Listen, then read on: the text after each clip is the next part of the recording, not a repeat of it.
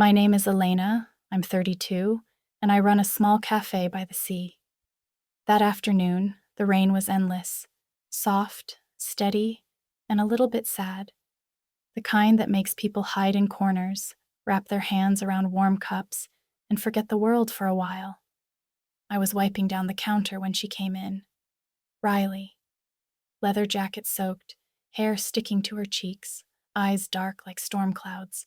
She smiled and said, "Do you have something stronger than coffee?" I laughed. "Depends what you're trying to forget." She sat by the window, steam rising between us from her cup. We talked about nothing, and somehow about everything. She was a photographer, traveling alone after a breakup. I told her I wasn't planning on loving anyone ever again, but there was something about the way she looked at the world, like it was both fragile and worth saving. By the time the rain stopped, it felt like we'd known each other for years.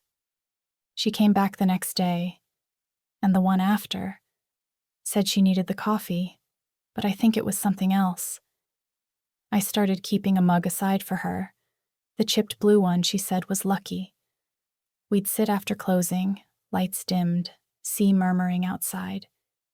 She'd show me her photos, lonely cities, quiet faces, sunsets that looked like bruises, and I'd tell her about the storm I never really left after my last goodbye.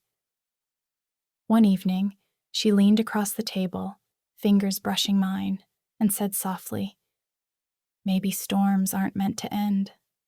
Maybe they're meant to find a place to rest." I didn't answer, just reached for her hand.